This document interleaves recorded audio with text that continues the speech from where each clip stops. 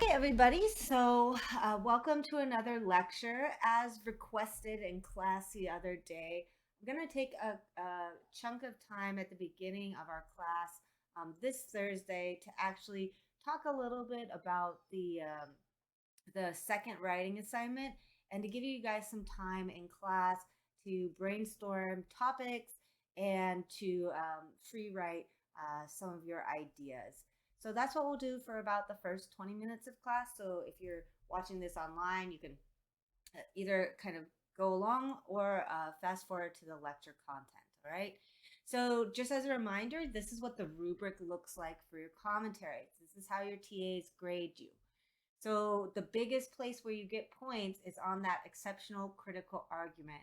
And that is judged really based on, do you respond to the prompt parameters, and are you using evidence in a convincing way to argue a original, unique thesis statement? All right. So again, the format for this for the writing assignments are, it should be 750 words or more.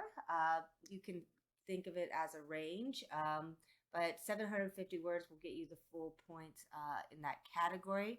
It should be double spaced, Times New Roman 12-point font. And you can use a variety of citation styles. We recommend MLA or Chicago, whichever one you're more familiar with.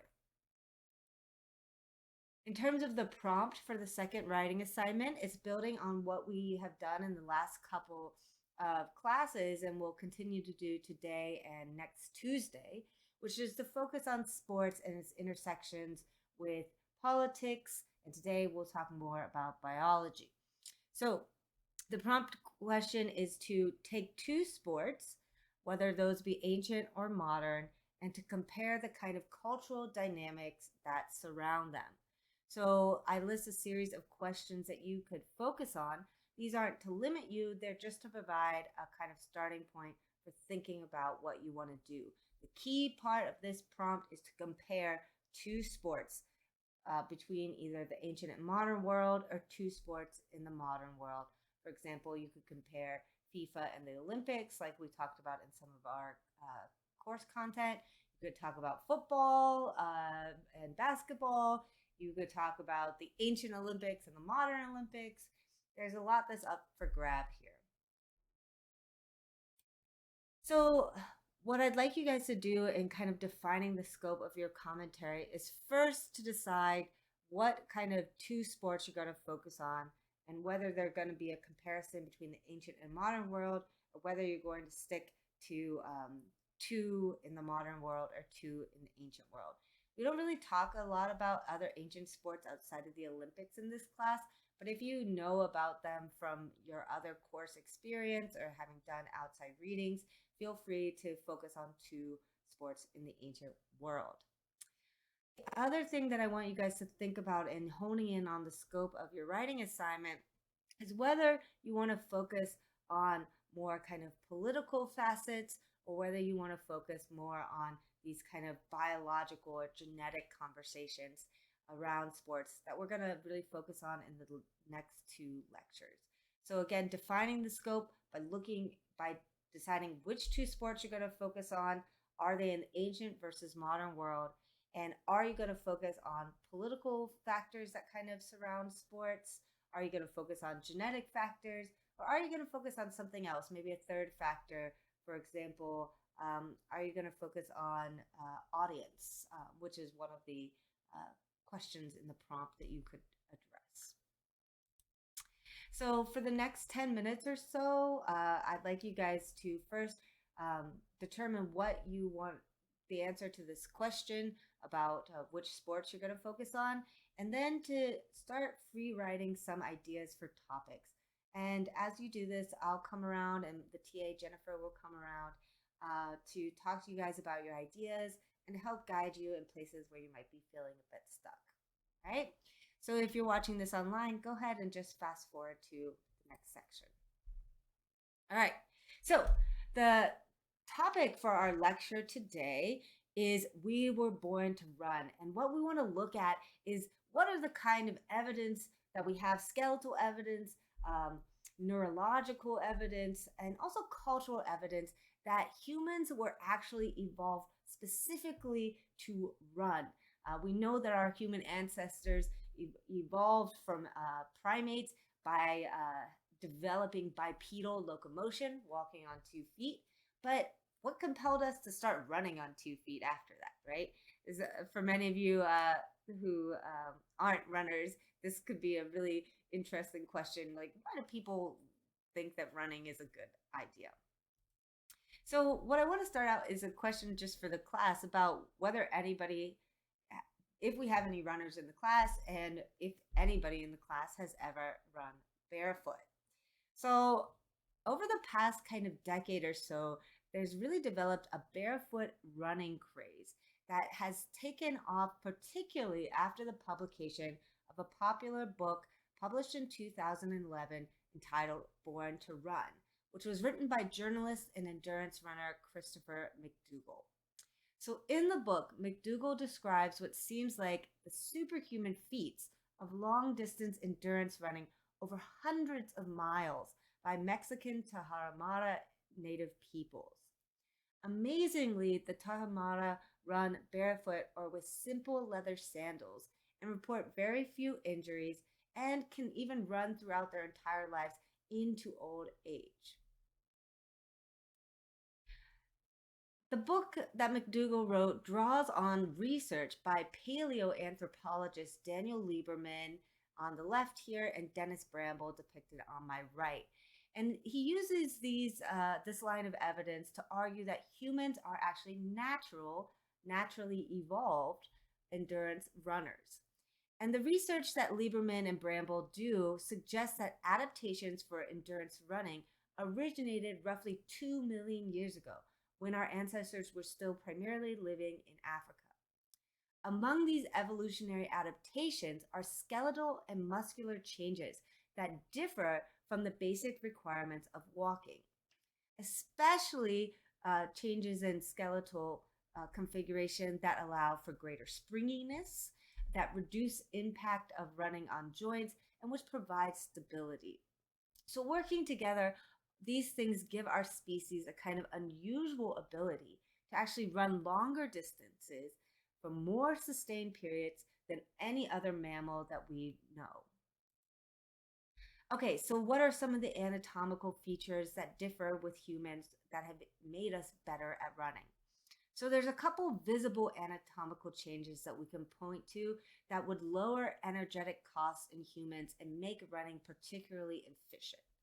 So one of them is the development of a nuchal ligament and associated nuchal crest on the inside of the skull that aids in keeping the head steady while running. So think about this joint right at the base of your skull. This is the nuchal ligament and nuchal crest, which helps to stabilize your head and keep it from moving all over the place when you're running. We also see in a kind of expanded area of the sacrum and iliac spine for muscle attachment, which aids in stabilization and balance and allows counterbalancing rotations with the trunk. So think about that lower part of your spine that attaches to your gluteus maximus and your hip flexor muscles that helps to actually maintain all that muscle mass to kind of counterbalance you as you're moving back and forth. Another kind of visible thing that we see in human anatomy that's adapted specifically for running is the lack of a tail and an adaptation to counter that. So with quadrupeds, right, they have a tail which helps them create stability, right? And in effect, so do humans. So Lieberman and his colleagues found that the gluteus muscles have reorganized in humans and enlarged compared to non-human primates.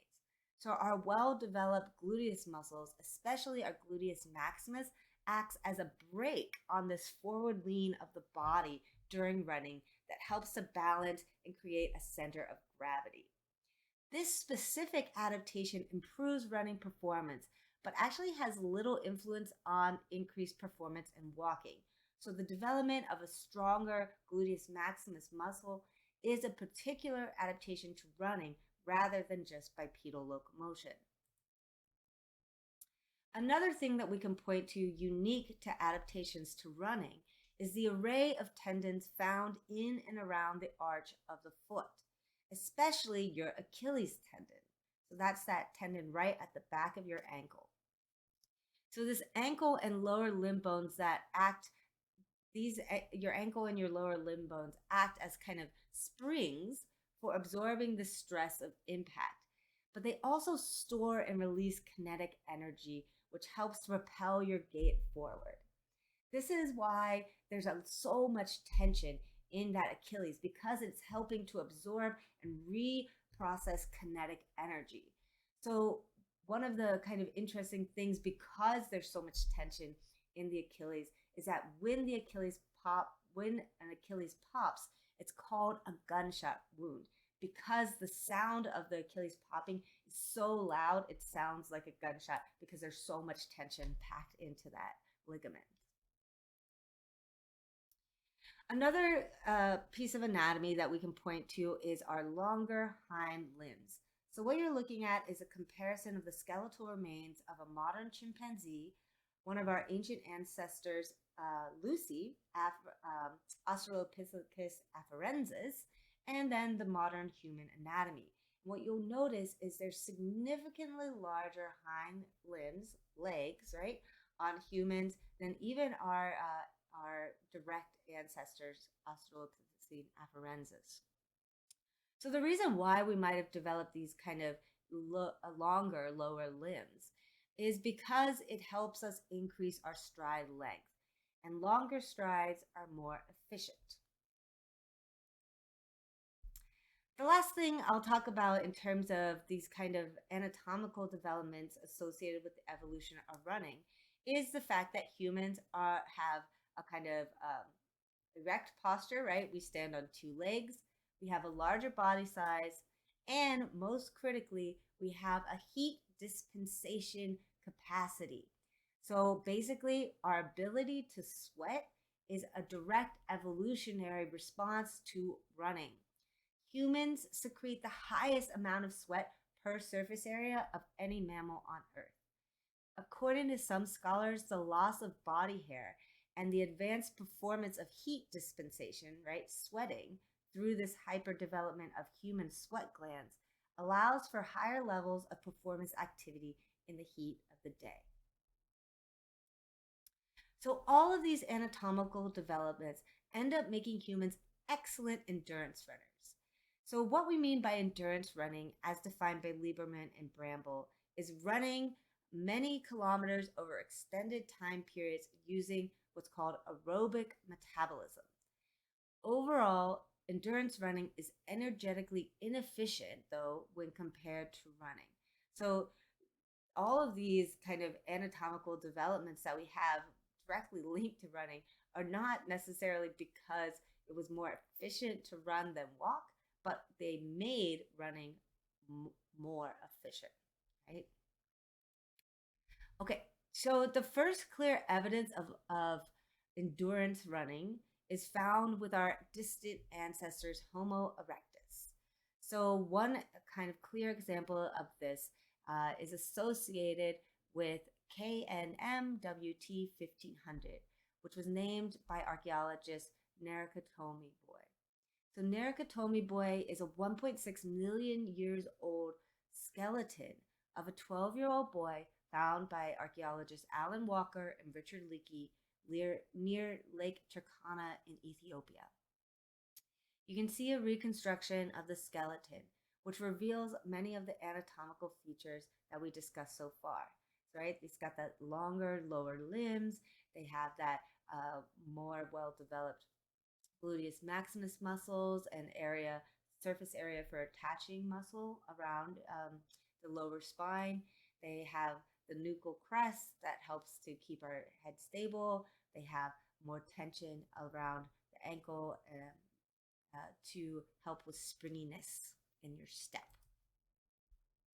So Nerukatomi Boy was a tall, thin individual possessing long limbs that proportionally made him about 6'1" and 150 pounds.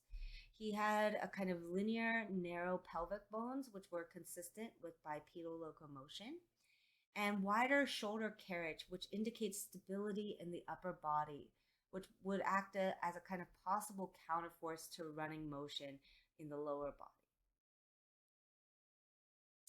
Scholars believe that Narukatomi boy's long limbs and thin body were adaptations to daily activity in hot, relatively dry climates within Africa. Narukatomi's kind of skeleton reflect an already established and efficient running package that includes the longer lower limbs, shorter upper limbs, ability to dissipate heat through overproduction in the sweat glands, and a unique cylindrically shaped torso, which is different from earlier hominids. These anatomical adaptations maximize the efficiency of bipedal walking by increasing stride length and decreasing the energy required to swing your limbs. So the fact that our ancestors did not evolve to do these things with kind of modern running shoes amplifies the argument that that people have made for barefoot running. So Lieberman and Bramble's biomechanical research on running shows that modern running shoes with thick heel pads encourage what's called a heel strike first running pattern. So unlike shoe running, barefoot runners actually strike on the front and middle edges of the foot, which involves rotating the foot. This engages our complex and springy foot arch, which does a much better job than the heel does at absorbing and distributing impact. So one possible implication of all this that's drawn out specifically in McDougall's book, We Were Born to Run, is that high rates of knee and other injuries seen among habitual American runners may be due to the interference of running shoes in our evolutionarily evolved anatomy that specifically was made to make running actually efficient. Of course, McDougall's claim here has not gone over well with a lot of doctors or shoe companies for that matter, who have been treating injured runners who actually decide to try running barefoot and hurt themselves. And it's not surprising, right, that that transition back to barefoot running causes a lot of injuries because our feet have now adapted to having that extra cushion provided in our shoes that allow us to strike with a heel first. So humans expend over twice the amount of energy than other similarly sized mammals that seem to be adept at running long distances. So we have different energetics. However, humans seem to be able to optimize and balance out our energy costs for different speeds of transport. And this ability to kind of moderate energy costs at different speeds is linked to our ability to use larger numbers of breathing patterns. So for example, if you've ever run and counted your breaths, right, you can modulate how often you breathe per stride. And this is fundamentally different than other mammals. This ability to modulate our breathing patterns with our stride pattern gives us greater flexibility in stride frequency, and it allows humans to kind of shift gears at different levels and more quickly than other humans. So if you compare how we run as humans to how other mammals who are good at running, like horses, do, horses are actually dialed into a pre-selected gear of optimal speed, deviating rarely from these gears. The advantage of actually having variable speed likely proved beneficial to human runners, especially when running away from prey, who have this kind of contained, limited frequency. So long distance running, endurance running, incorporates fundamentally different neurobiological pathways than sprinting. As a distance runner is intimately aware, there are high amounts of stress and pain associated with prolonged aerobic physical exercise. In sprinting, anaerobic movement produces a shutdown of the body due to lactic acid buildup in the muscles. In endurance running, due to our anatomical evolution, muscle fatigue leading to body shutdown can be delayed for hours and even days. This is what people often call the runner's high, that often kind of talked about, sought after euphoric sensation experienced during running. This sensation evolved specifically in endurance running in the Pliocene Pleistocene Homo sapiens in order to minimize pain and stress associated with running. Prolonged periods of running elevate our neurobiologically based reward system. Neurochemicals in the form of pain inhibiting endorphins and other neurotransmitters are released during rhythmic repetitive activities that occur longer than 45 minutes. The neurotransmitter dopamine is particularly responsible for regulating that motivational aspect of the reward system and stimulates certain brain regions, providing a kind of pleasurable effect that many people associate with the runner's high. Other neurotransmitters, such as serotonin, are involved in this complex reward system and help to regulate the dopamine release and reuptake. Endorphins are another neurotransmitter that contribute to the overall reward system by partnering with an array of pleasure inducing neurotransmitters that block pain and produce euphoria. This reward system represents an evolutionarily involved neuropsychological strategy to ensure that running was maintained as a critical behavior to human lifeways, right? We wouldn't have run for millions of years if it wasn't a little bit pleasurable, right? So these neurotransmitting systems in our brain linked to serotonin, endorphins, and dopamine develop to make running long distances pleasurable, or at least somewhat enjoyable. Endorphins in particular play an important role in producing what we think of as the runner's high. So endorphins respond to episodes of stress and pain and are generated in the pituitary gland. Upon release, endorphins bind to specific neuroreceptor sites that block the release of neurotransmitters linked to pain. There seems to be a kind of time delay here of about 30 to 45 minutes or more in endorphin release, which is actually related to blood pressure. So this association of exercise with endorphin release has been linked to feelings of euphoria and transcendence. So basically, the idea here is that as your blood pressure starts to go up over the course of physical activity, you'll start to release endorphins within your brain. These endorphins will actually suppress neurotransmitters linked to pain and instead activate your serotonin and dopamine levels, which send good thoughts, neurotransmitters of actually euphoria and enjoyment. So if you are a more highly trained athlete, it will actually take longer for you to release those endorphins because your blood pressure will stay lower over a longer period of time. Whereas if you're less elite or less fit athlete, you might get that endorphin release a little bit earlier, maybe closer to that 30-minute mark rather than that 45 to an hour mark. So other than this kind of selective advantage that I've discussed, I'm curious to hear from the class if you can think of any other factors, perhaps cultural factors, that would have played a role in the evolution of endurance running by our ancestors. So take a couple moments if you're at home to write down some ideas about cultural reasons why we might have evolved to run. So there's a couple theories out there as to why these biological, neurological, and anatomical adaptations may have evolved around endurance running. One of these is that as scavengers, early Homo erectus may have gained selective advantage in the search for resources by being able to cover large distances quickly and relatively efficiently. So this idea that being able to hunt over a much broader landscape would have compelled us to run is one reason why bioarchaeologists think that running may have developed.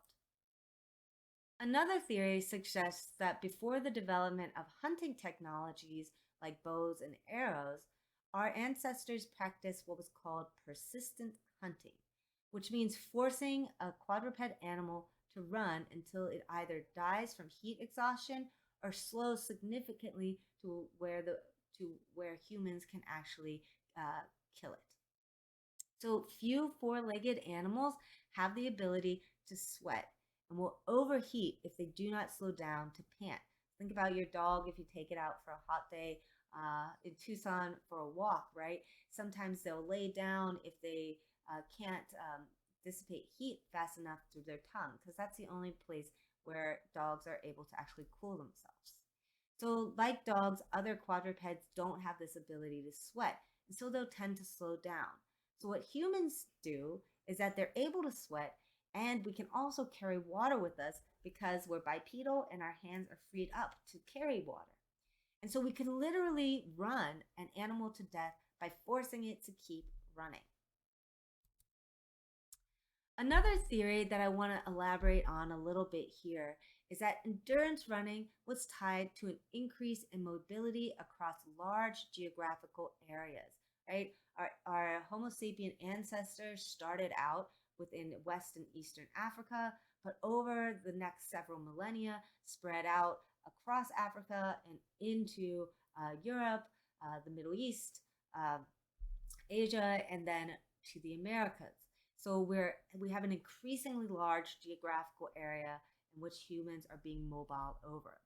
So there would have been selection towards more efficient and rapid movement beyond walking or short distance running to cover this greater landscape which humans are moving across. These are shorter upper limbs would have reduced energy expenditure with each stride. And the relative ease that we developed of changing gaits compared to quadrupeds would have allowed an extended range of running speeds and greater control of energy expenditure. So, endurance running would have given our ancestors all sorts of benefits, including predator avoidance, uh, timeliness in travel. We could just get places faster. And we could also access potential scavenging sites faster than our other mammal quadruped competitors. So the kind of last two things I want to talk about are more kind of cultural facets. And there's been some studies that suggest that running, endurance running, and running in general is related to or evolved as a result of play.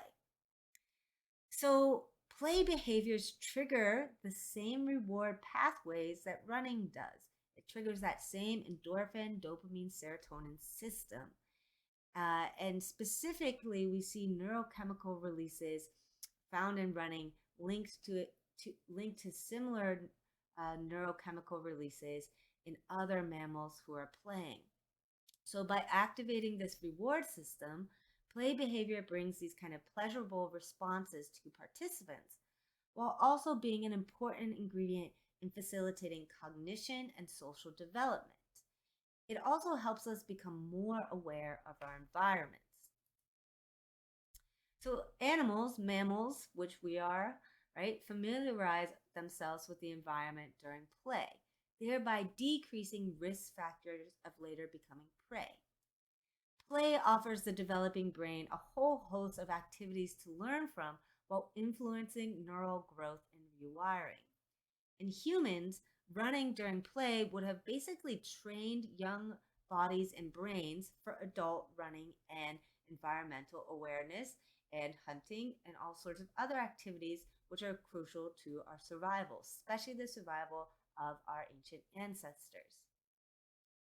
Recent work on play advances theories based on neurobiology that speaks to how play is a critical component in providing necessary stimulation to the brain during a critical period of brain growth and development, where your synapses are generating and neural wiring is most flexible.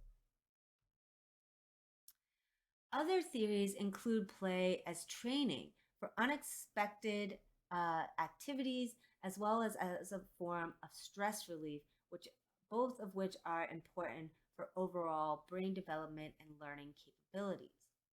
One of the most important elements of running as a form of play was that running was a direct way to develop an intimate familiarity with the environment, including the landscape and its inhabitants. As the savanna's horizons opened up, endurance running would have been critical for both juveniles as well as adults to survey and build a kind of mental compendium of the nature in their universe. The larger concept of moving bodies, but also cultural elements such as physical materials as well as messages and ideas, would have promoted a more efficient use of the landscape and its resources. Running basically provided a means for urgency to bring communication across long distances. And it would have helped establish and maintain social networks that would have otherwise been out of sight and out of mind if you didn't have the efficiency of running. Basically, increased and rapid coverage of land would have supported a more complex awareness of the environment, including an increased compendium of natural resources which could be exploited to support our ancestors and their families. All right, so that's all I have for you guys today. The answer to the D2L quiz is the pyramids of Giza are red. So make sure to fill out the answer red on D2L. I'll see you guys all next week.